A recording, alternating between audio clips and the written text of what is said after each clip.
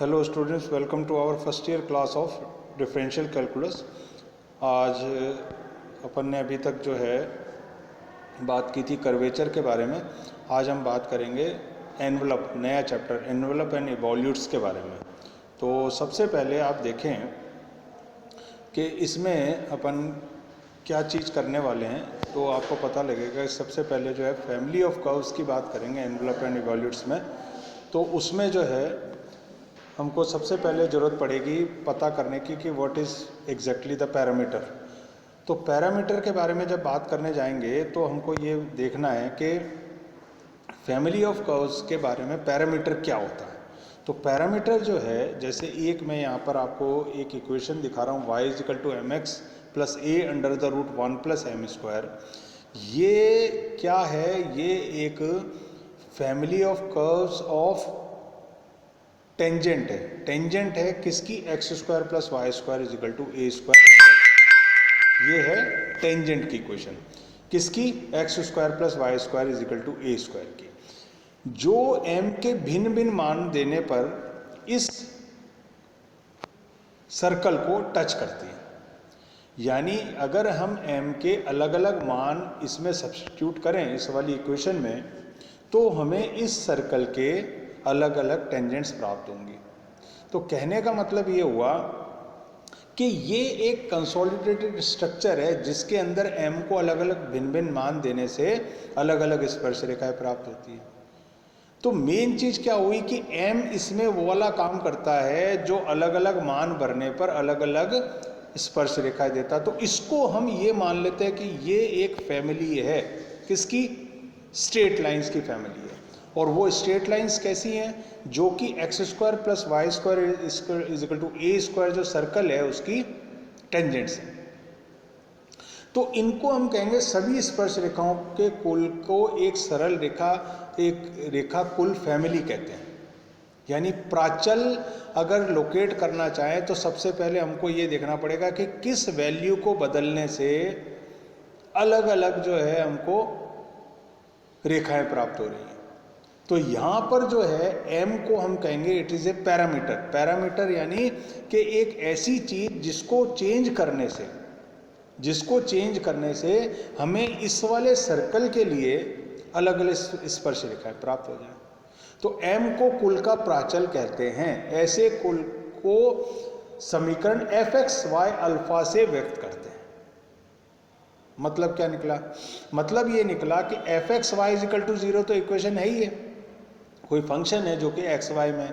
जब इसमें अल्फा डाल दिया जाता है, ये वाला अल्फा डाल दिया जाता है, तो ये एक पैरामीटर इक्वेशन बन जाती है जिसमें पैरामीटर क्या होता है? अल्फा। अब जैसे जैसे आप अल्फा की वैल्यूज को चेंज करते जाते हो वैसे वैसे क्या होता जाता है? अलग अलग आपको शक्ल मिलती जाती है। और वो शक्ल कैसी होती है?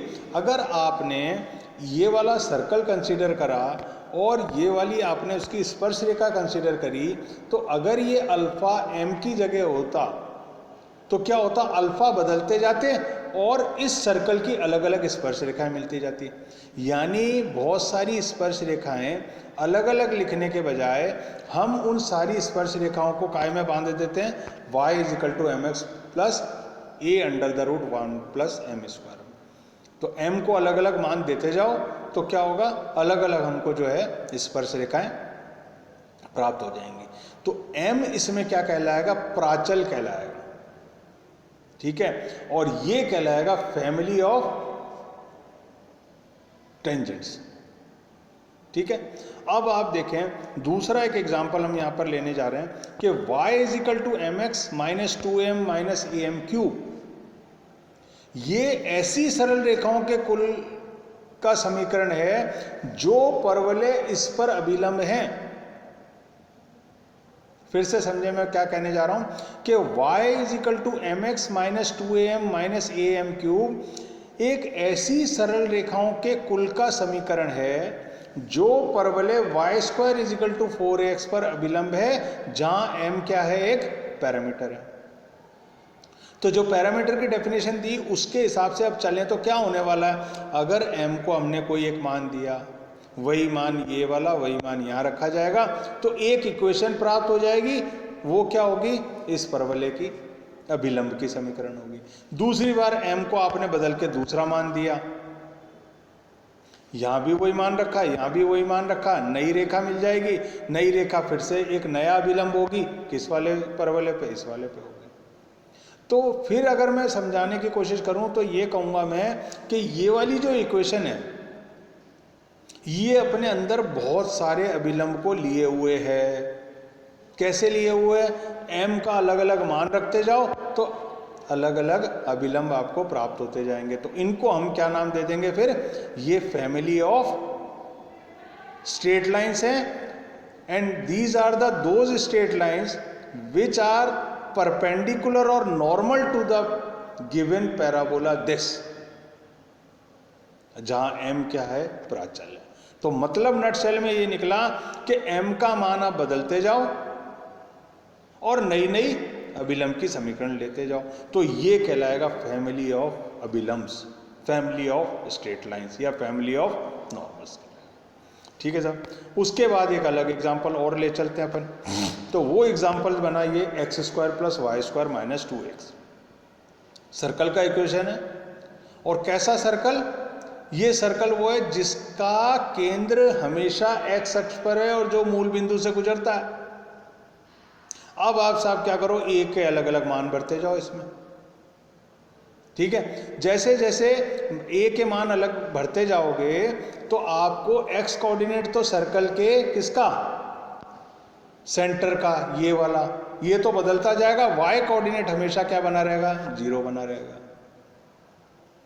x कोऑर्डिनेट तो बदलता जाएगा जैसे जैसे आप यहाँ पे a का अलग मान रखते जाओगे, और y कोऑर्डिनेट सेम रहेगा, तो आपको अलग अलग सेंटर वाले सर्कल प्राप्त होते रहेंगे। और खास बात क्या है, मूल बिंदु से गुजरता है ये सर्कल। तो सारे वो सर्कल की इक्वेशन आ गई इसमें घुस करके, कौन से वाले, जो मूल बिंदु से गुजरते हैं और जिनका सेंटर हमेशा काय पे रहता है साहब, एक्स एक्सिस पे रहता है। तो ये सर्कल के कुल की समीकरण हो गई, और सर्कल कौन सा वो आपको बता दिया गया। तो अब क्या नटशेल में हमारे लिए बात निकल के आई कि जो फैमिली होती है वो चीज़ होती है, जब हम फैमिली की बात करते हैं तो उसमें एक पैरामीटर होता है जिसमें m पैरामीटर यहाँ था, m पैरामीटर यहाँ था, a पैरामीटर यहाँ था, और जैसे जैसे इस पैरामीटर की वैल्यू को हम चेंज करते जाते हैं वैसे वैसे क्या होता चलता है, वैसे वैसे क्या होता चलता है, अलग अलग शक्ल की हमको कर्व्स मिलते रहते हैं। शक्ल क्या, अलग अलग कर्व्स मिलते रहते हैं, यूँ कहना चाहिए। और वो कर्व क्या होते हैं, govern by this particular equation, this particular equation and this particular equation. इसमें टेंजेंट्स की इक्वेशन मिली सर्कल के, इसमें सेकंड वाले में आपको नॉर्मल की इक्वेशन मिली, किसके लिए, पैराबोला के लिए, और इसमें आपको अलग अलग सर्कल मिले जिनका केंद्र हमेशा एक्स एक्सिस पे रहता है और जो मूल बिंदु से गुजरते हैं जहाँ ए एक प्राचल है। तो ये तो रही साहब फैमिली ऑफ कर्व्स की बात। उसके बाद सीधे हम आ जाते हैं डेफिनेशन पे, डेफिनेशन एनवेलप की। तो पहले मैं इंग्लिश में पढ़ता हूँ, फिर एक एक वर्ड अपन समझेंगे इसका कि क्या कहना चाहता है। तो कहता है कि a curve which touches each member of one parameter family, एक कर्व ऐसा जो वन पैरामीटर फैमिली के हर एक मेंबर को टच करे और साथ में क्या हो, and at each point is touched by some family member of the family of that family of curves, वो बन जाता है एनवेलप। अब डेफिनेशन के हर एक पॉइंट पे भी कंसंट्रेट करेंगे, और नॉर्मली मैं आपको एनवेलप का जो मतलब एक एग्जांपल से समझाता हूँ। मान लो आपने 500 रुपये का या कोई भी नोट लिया आपने, और बिल्कुल उसके नाप का एनवेलप जिसमें वो नोट फंस के जाता हो, आपने उस नोट को उसके अंदर रख दिया। अब एनवेलप के अंदर झांक के देखो, कैसे, अपने ख्यालों में झांक के देखो क्या होता है।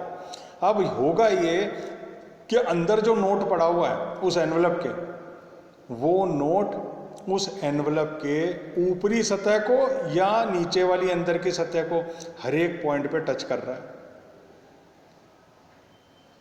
नोट हर एक पॉइंट को टच कर रहा है, किसके, एनवेलप के, और एनवेलप भी नोट के हर एक पॉइंट को जो है टच कर रहा है।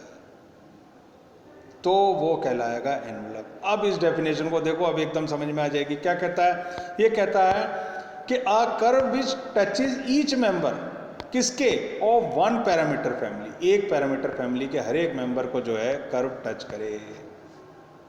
यानी जिसको एनवलप बनना है वो उस मेंबर की फैमिली के हर एक मेंबर को टच करे।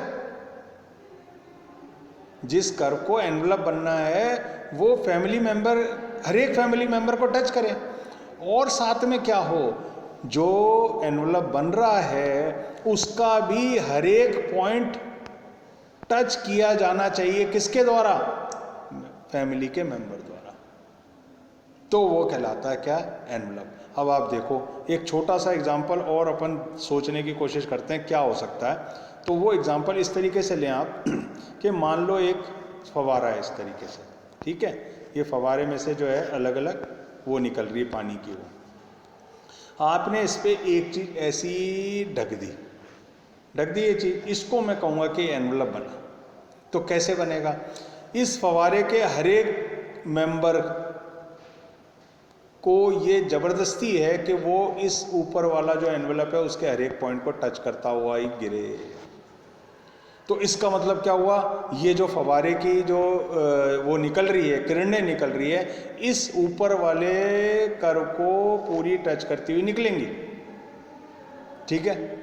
और ये जो ऊपर वाला कर्व है जिसको अब हम एनवलप कह रहे हैं, इसका भी कोई भी पॉइंट टच किए बिना ना रह जाए। किससे? इन सारे फवारे के जो किरणें निकल रही हैं उनसे। यानी किरणें भी, हर एक किरण भी टच करे किसको? इस एनवलप को, जिसको हमने एनवलप बनाना है। और एनवलप का कोई पॉइंट भी अछूता ना रह जाए। किससे? बिना इस मेंबर के टच करे हुए। कोई ना कोई मेंबर हर एक पॉइंट को टच करता हुआ निकले। तो हम कह देते हैं कि ये क्या बन गया साहब? एनवलप बन गया। तो ये एनवलप की जो है समझ है कि एनवलप अपन समझते हैं कि भाई एनवलप क्या होता है, वो ये चीज़ होती है। तो अभी जो हमने डिस्कस करा है वो सिर्फ ये डिस्कस करा है कि फैमिली ऑफ कर्व्स के बारे में बात करी है एनवलप में, कि फैमिली का मतलब क्या होता है। वो उसके लिए हमने एक तो ये एग्जांपल लिया आपके सामने, एक ये वाला एग्जांपल लिया, एक ये एग्जांपल लिया। इसमें m पैरामीटर था और ये इक्वेशन थी टेंजेंट की, किसकी? इस सर्कल के लिए।